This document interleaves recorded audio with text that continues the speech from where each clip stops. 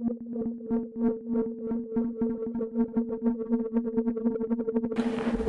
best we can do, as you well know, is express informed judgments. But it is important that those judgments be informed. Welcome to the Decrypting Crypto podcast. This is Series 1, Episode 2. We're going to be talking about buying your first crypto. I'm Austin Knight. I'm here with my co-host, Matthew Howells-Barbie. Hey, Austin. Hey, everyone. By the end of this episode, we're going to get you to the point, pretty exciting point, where you are going to be able to have Bitcoins inside your wallet. You're going to own them. Now, we're not going to be paying for them just yet. We're not that generous. But we're going to get you to the point where you are able to go in, buy a cryptocurrency, whether that's Bitcoin or another, and have pretty much everything you need to be able to go through it, understand what you need to do, where you need to go, and how you can store those. So let's jump in. This is so exciting because I will tell you, it's daunting at first, but then once you get the hang of it, you're like good to go. It's a very easy process after that. So how do you start? Where do you begin? First, you got to understand where and how to buy your crypto, right? Yeah, for sure. I think it's also worth caveating this whole thing with you. During your first time of doing this, you are going to go through every kind of possible emotion that you can ever face in your life. You're going to be terrified. You're going to be excited. You're going to be happy. You're going to be sad. You're going to be frustrated. You're going to feel relieved. All of these things will happen on the first time. One thing I guarantee is the second time, it's going to be 10 times easier. It's just something new, right? And I think this all steps down to understanding, like, first of all, how and where you can buy your crypto. So there's a few little things we want to go through. The first thing is, not all cryptocurrencies can actually be purchased with fiat currency. So fiat currency being a US dollar, euro, British sterling, etc. Not all of them can be purchased directly with them. And also, the way that you actually go through and buy cryptocurrencies is through largely an exchange, which is a website like Coinbase, which we touched on very briefly in episode 1. But not all cryptocurrencies are listed on the same exchange. It's kind of like going and buying some groceries from the store, but your favorite cereal's not at that store. You got to go down the road. It's really annoying, but you got to go to 2 different shops to get the things that you want. Similar thing with crypto, right? That's right. Sometimes you're going to have to go and take one form of cryptocurrency and exchange that into another form of cryptocurrency just to buy the crypto that you wanted in the first place. And that can become a very convoluted process. Yeah, it can be the point where a lot of people get a bit stuck. Like right now, what you can do with, if you wanted to exchange US dollars, you could just go to any kind of currency exchange, usually a store. There's always one in an airport, right? And you could be like, hey, okay, I want like to change this 1,000 euros into US dollar. And they'll give you like, what, I don't know, like $1,400 in exchange for that 1,000 euros. And it's all done there and then. Now, there are some cryptocurrencies that you can take a similar approach with, where you can go in and be like, hey, I just have this US dollar. I want to buy Bitcoin. Another 2 examples would be Ethereum and Litecoin, 2 completely different cryptocurrencies that you can go in and easily do that with. But sometimes you need to buy Bitcoin with your US dollar. And then let's say you wanted a slightly different cryptocurrency. One we're going to talk about a little later in this episode is Vertcoin. You then need to exchange your Bitcoin for Vertcoin. And that's the only way, because there's not a direct path for just buying things straight away with US dollar. So let's just touch a little bit around some of the different exchanges. Maybe give like everyone a few examples of some exchanges right now, Austin, that you can go on and buy cryptocurrencies from. Yeah, so the most popular exchanges that you're probably going to hear about from the start, Coinbase, Gemini, Kraken, those are huge exchanges that have been around for years where you can go on and buy different forms of cryptocurrency. Usually when a cryptocurrency gets listed by one of these exchanges, it becomes much more accessible and it blows up in value because it's much easier to get your hands on. But the problem with these exchanges is that you're going to have to deal with verification. And that's actually only on the ones that take fiat currency. And exactly. That's why, right? Yes. So when you're trading fiat currency for a cryptocurrency, you do have to go through an identity verification process. In the US in particular, exchanges need to abide by something called Know Your Customer, KYC rules. We touched on those a bit earlier in our first episode. And a lot of the legislation around this is still developing. Yeah, and I think it also differs not only country to country, but when you're an exchange, let's take Coinbase. It's a very well-known exchange. It's definitely one of the most popular exchanges that most people will buy their first Bitcoin with is Coinbase. There's a lot of risks for an exchange like Coinbase or any exchange that wants to do straight up fiat currency to cryptocurrency transactions. And that's one of the main reasons why you don't get to actually just go and buy any cryptocurrency with your US dollar or pound sterling, because it just adds a whole extra layer of legislation. If an exchange wants to just do a crypto to crypto transaction, let's take even just buying Bitcoin and swapping Bitcoin for Ethereum, you don't need to have the same kind of like know your customer rules. So it means there's a bunch of exchanges out there that actually just don't even accept fiat currency. It's just crypto to crypto. Makes it a lot easier for the cryptocurrencies to be traded within those places. And that's why it creates this dynamic where only some cryptocurrencies can actually be purchased with either a fiat currency or by being traded with another one. Usually you're going to have your big staple cryptocurrencies on big staple exchanges that can go from fiat to crypto. And then if you want something else, you'll go from that crypto to the other crypto that you actually wanted in the first place. Oh, for sure. And like everyone has their own preference to their different exchange that they'll often use. I think there's certain trade-offs. Like a lot of people get a bit annoyed with Coinbase because it does have quite high fees that they charge. They are a company. They are not like a cryptocurrency. They're an exchange. They're a business that is for profit. That said, I would argue they probably have like the nicest user interface. I mean, they have a pretty sweet app. I literally bought Bitcoin on the toilet like the other week. That is when you know that cryptocurrency is getting for real, when people are able to buy this on the toilet with that app. Whereas like some of the others, not so user-friendly. They look like something out of like a Wall Street movie, right? Yeah. And that's where they become a bit less accessible. Yeah, we both know what the verification process can be like as well. Yeah, and because of these processes, including other processes like deposit limits, like when you get started on Coinbase, they ease you into being able to buy cryptocurrency. So you start with $350 limit by debit card or a $10,000 limit by bank per week. So what this really all means is that pairing these sort of bureaucratic and not so user-friendly processes with the fact that cryptocurrencies are still fairly volatile right now. Yeah. They're stabilizing a little bit, but they are somewhat volatile. What that means is that you want to be set up in advance to purchase cryptocurrencies.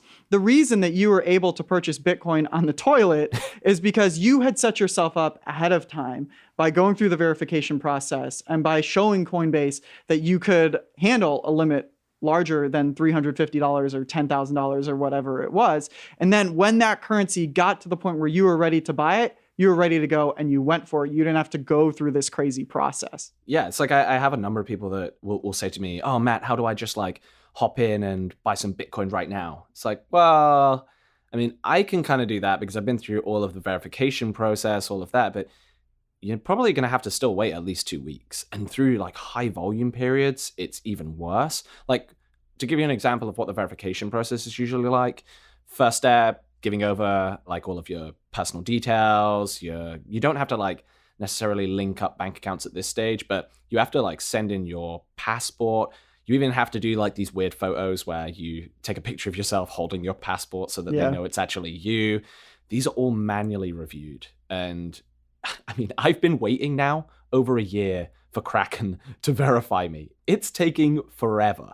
So just bear that in mind. One thing when you're even considering a lot of this stuff is just get signed up to a couple of different exchanges, hedge your bets, get the verification process started, and then you can start going into that. Yeah, even if you're not, you can look at the values today and maybe you're like, I don't think I really want to buy today, or I'm not really ready. Yeah. I would still recommend get yourself set up, like build the infrastructure so that when you are ready to buy, you can actually buy.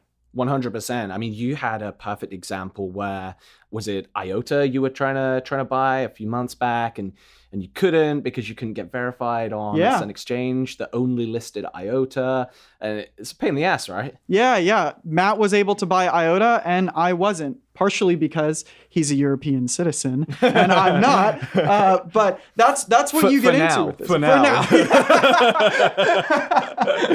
Not for long.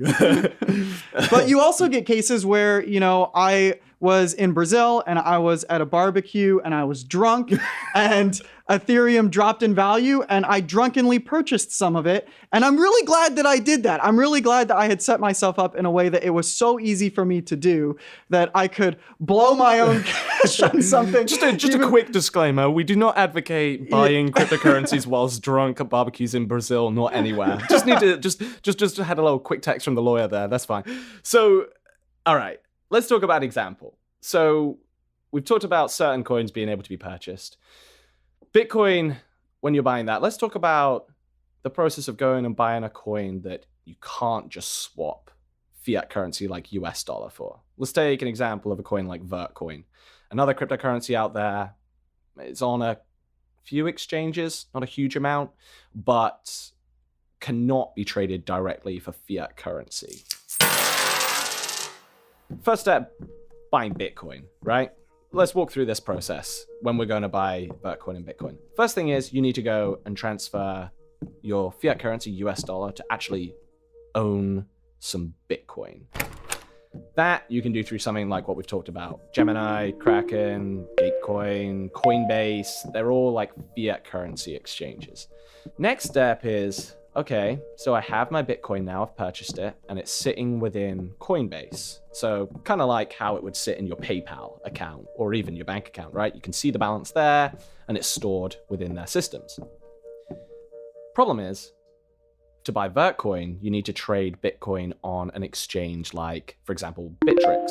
Bittrex is another huge exchange, but they only do crypto to crypto.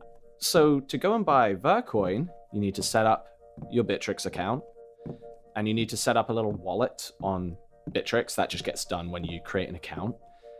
You need to transfer your Bitcoin from your Coinbase account over to your Bittrex account. Those funds will then show up in your Bittrex account. You now have Bitcoin in there. And then you can go and trade your Bitcoin for Vertcoin within Bittrex. So you now no longer own Bitcoin, but you now own Vertcoin. And that's what's sitting in your Bittrex wallet. You can also, another really cool tool, I think you might have used this in the past, Shapeshift, Austin. Yeah, this makes things a little bit less complex. So you could go to Coinbase, buy some Bitcoin, you've got that sitting in your wallet, you type your key into Shapeshift and say, I want to trade this Bitcoin for Vertcoin, and then you tell it where you want the Vertcoin to go. So you've probably set up a Vertcoin wallet, which is another thing that we'll go into here later. And then Shapeshift will just immediately do that transfer for you.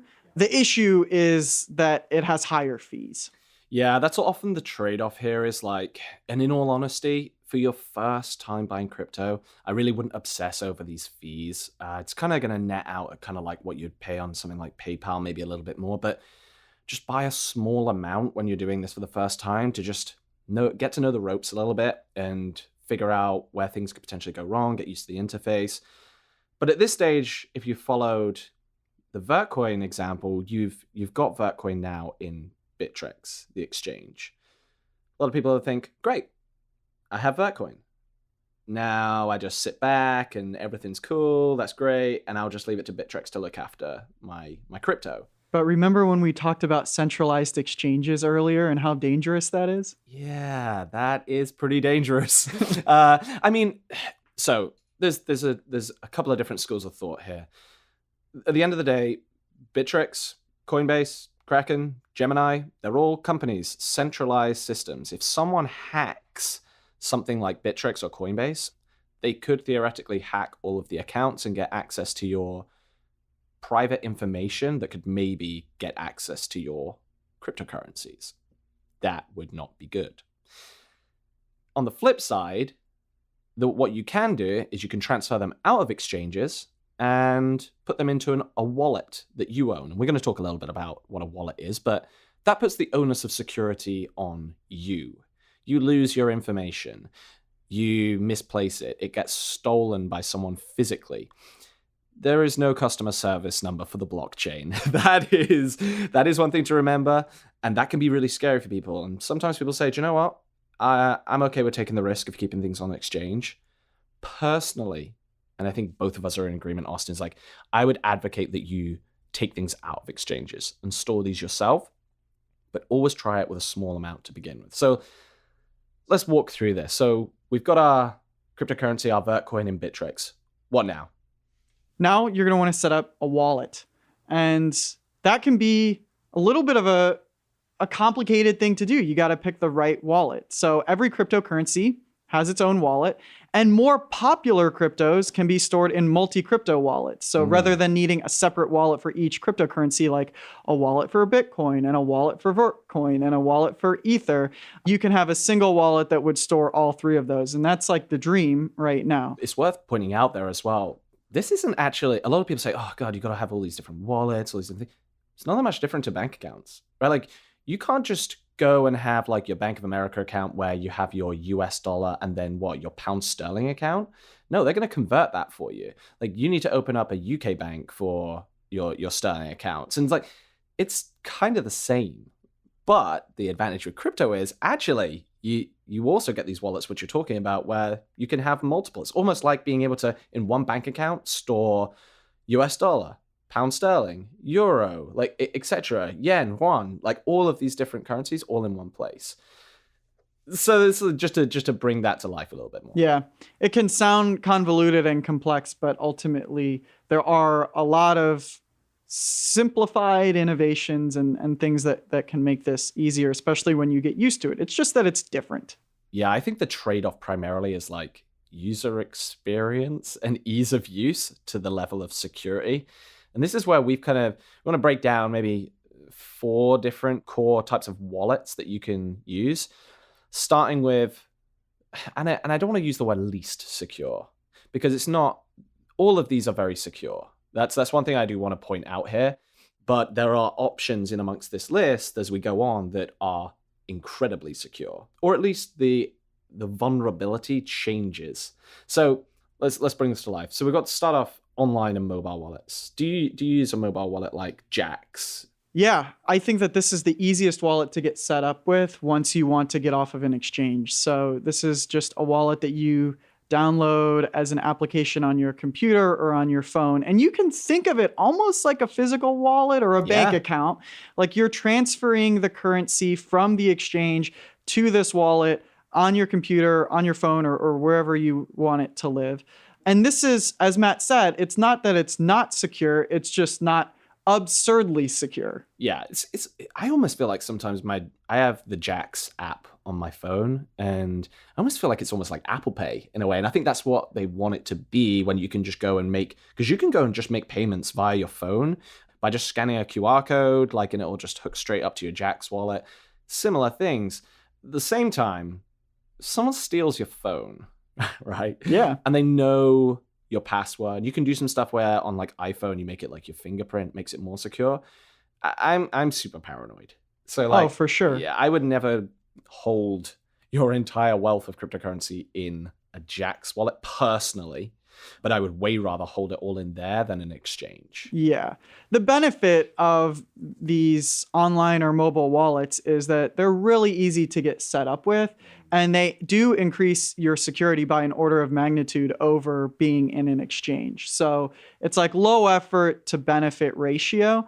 But as you'll see as a general pattern, as we dig into these wallets, the more secure they get from a technical perspective, the more vulnerable they get from a personal perspective. So the more secure that you make your wallet, the harder it is for somebody else to break into it. But unfortunately, the easier it is for you to somehow make a human error and lose your currency. For example, in the case of an online or mobile wallet, maybe you lose your phone, maybe somebody steals your phone. You can't steal an entire Coinbase exchange Yes, you on a cannot. single device. So there's trade-offs there. Yeah, and I think that's what brings on to like the next piece, which is the desktop wallets, which I would say are more secure than mobile wallets because it's basically a desktop application that you run, and you'll have all of your coins stored within there digitally. And you can have extra layers of passwords and security measures set up. But what you will always have is, for all of these wallets, is a public address. And that's what we talked about in episode 1, what's used to send Bitcoin and receive Bitcoin. It's like your bank account number. But that's not all you need. You need your private key as well. And with these two together, that's how you actually access think of your private key as like a password, but it is the password.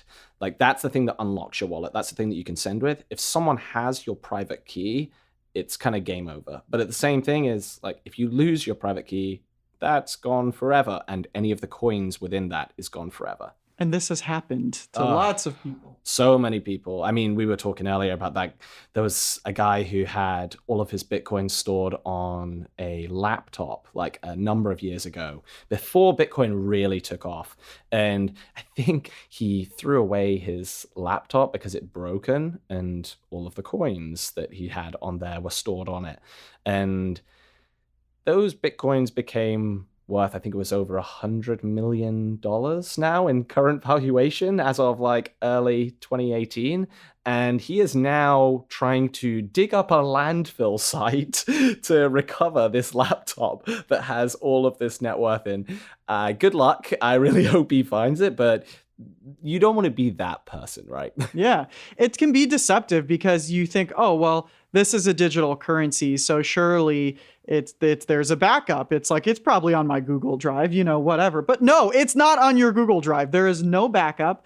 Wherever you store this, that's it. That's the end of the line. So don't be misled by the fact that this is digital and thinking that there are a bunch of fail-safes, because there aren't, unless you build those fail-safes yourself. Right. Yeah, you can't call up Mr. Bitcoin, right? Like, or Mrs. Bitcoin, and suddenly like he or she's going to send you that backup and everything's going to be fine. Don't worry about it. Like it's over. So you need to be super diligent with this. I also don't want to scare people around this. It's just, I really want to overemphasize the importance of security here, because never before, certainly in my lifetime, in your lifetime, Austin, have we had to think about security on such a personal level. It's always been like, well, the bank like looks after my money and I'm okay with that. And I kind of trust them. Maybe I don't quite trust them, but well, I'm not going to put all of my money under my pillow. So yeah, I kind of have to, they're the necessary evil here. That's just what you do, and you leave it to them. Yeah. And this brings us on to like the next ones, which are like, so there's also new wallets that are coming out, which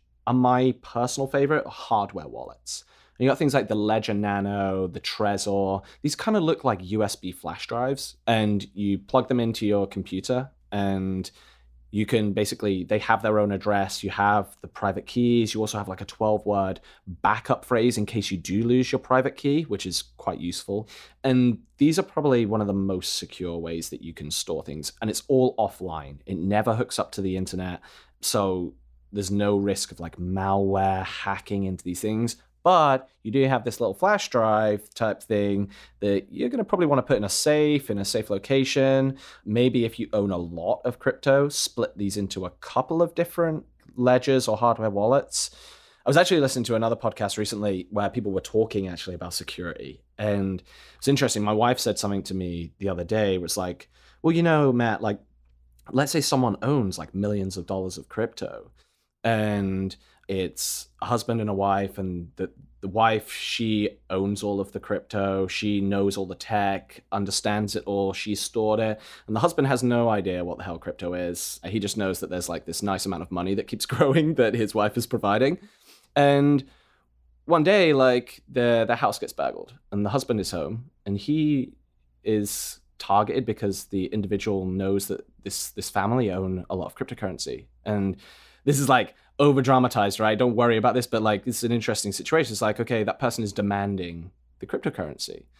That person, the husband, doesn't know how to give that cryptocurrency or really even what it is. Like, it's an interesting point, and a really interesting piece of advice that I heard someone give is basically storing the large amount of your net worth of cryptocurrency outside of your personal residencies. Like, one thing mentioned was a bank safety deposit box. The irony in that is almost unbearable. That is hilarious. I know. But it is like the natural conclusion that you come to. Right. And then having maybe 10% of your wealth stored on location.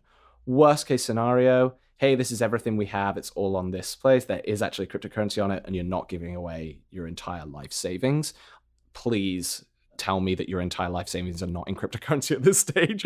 But just as there is one family that did that. I think that there's going to be hundreds of thousands of cases of this popping up. I think this is actually a very good point to really emphasize, like, that not only do you need to really think about your investments properly, but it's taking caution here. This is a new and evolving space in its infancy.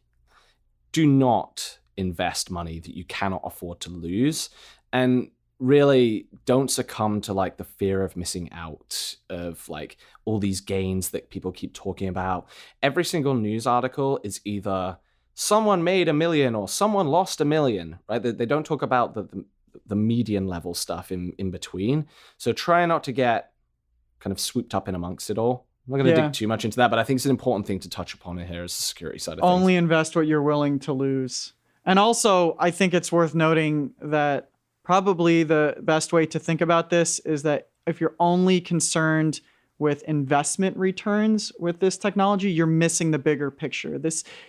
Even though it's always being talked about in the context of investment, this is much bigger than that. This is a technological innovation, and we'll dig into that more later in the series. Yeah, the best advice I've heard is if you're ever thinking about investing in a cryptocurrency, first of all, don't just take someone's word. Do not listen to me and Austin. Like, we're in terms of investment advice, we are not investment advisors. Like, we do not know exactly what's going to happen with all of these different cryptocurrencies. What we do, certainly my approach, and I'm sure Austin you're the same, is whenever I'm thinking about, this is an interesting cryptocurrency, maybe I'll invest, is I will actually try and use the technology first. I'll go buy some Bitcoin and I will spend it and see how it works, get to know it a little bit more before I start investing like my actual hard-earned cash into it. So that's just a nice little disclaimer. I think the final thing we just want to touch on the wallets is the last one, which is the paper wallets. A really great service is My Ether wallet. And what a paper wallet is you don't have any like physical hardware USB flash drive. You don't have an app. You don't have anything. What you have is your public address and your private key basically printed on a piece of paper that you can use to interface via the My Ether wallet website or any other wallet application using these details, but it's just stored on a piece of paper. Now, if that piece of paper gets wet, that piece of paper gets lost, it's over. Just really think about how good are you personally with storing this kind of information. If security is not your forte, start with something easy, and as you get more comfortable, try some different methods, but work within the bounds of what you can actually feel comfortable with. Let's summarize all those together then, because we had a lot of side conversations there. Least secure, easiest would be storing your currency on the exchange itself. Some people like to do this. Generally, this would be recommended against. Once you're done exchanging the money, take it out of the exchange. Then you're going to be putting it into a wallet. You've got 4 different categories of wallet options.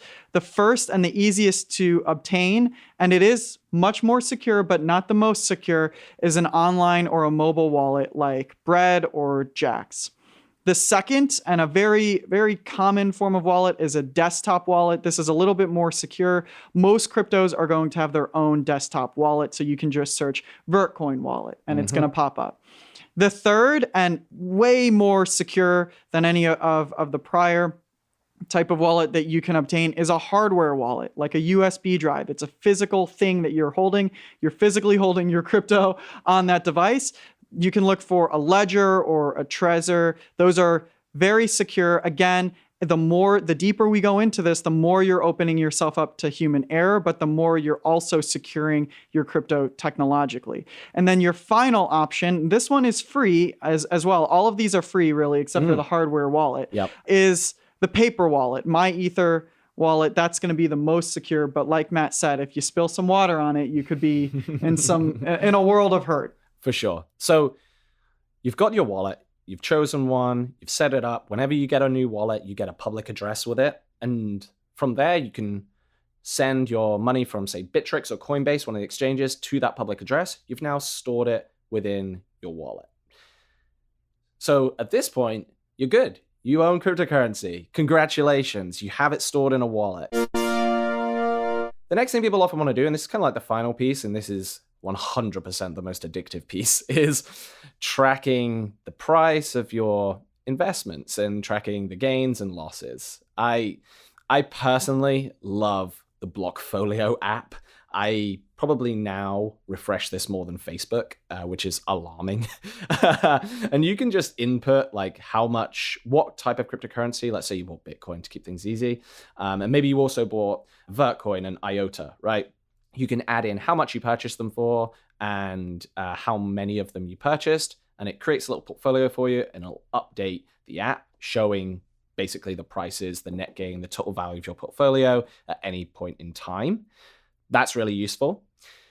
The other thing is you can go actually on the website that myself and Austin run, the Coin Offering. We have like a bunch of like live price data on there. You can also check out CoinMarketCap. And the final thing I would probably say is whenever you do invest in a cryptocurrency or even start thinking about investing in cryptocurrency, a lot of them will have Reddit subreddit. So that's like if you haven't used Reddit before, kind of like a Reddit channel. They'll have a Slack channel, a Telegram channel. These are all like kind of like WhatsApp or Facebook Messenger type groups, Discord, etc., etc. You'll be able to find this on the cryptocurrency's website. They usually have one. So you can stay up to date with news, events, and anything else that's going on. This is one of the cool things about the state of this technology right now is that it is really early.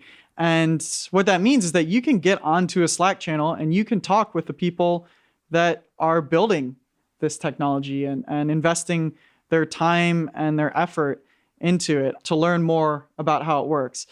Something that I want to call out there with tracking your investments, a lot of people expect that when you purchase the currency and you put it into a wallet, you can just track it from there. Sometimes that's true, like in the case of Jax or a mobile wallet, but a lot of the time it's not true. So you'll want to set up a separate app where you track the value. And that's basically what we were talking through there. Yeah. And then once you've done that, you should be all good to go. And I think one of the last questions that people are probably thinking at this stage is like, all right, this is great. I'm all set up. I purchased stuff. What actually gives these cryptos value? Unfortunately, that is going to be the subject of episode 3. So what we're going to go through in the next episode is all of those questions around how the different cryptocurrencies actually have value. Make sure you tune into that. For now, enjoy the crypto that you now own. Thanks for listening. If you loved this episode and want to show both myself and Austin your appreciation, we'd love it if you could spend some of your time adding a quick review on the iTunes Store or your favorite podcasting platform. You can also check out and visit us at thecoinoffering.com. Follow us on Twitter at thecoinoffering.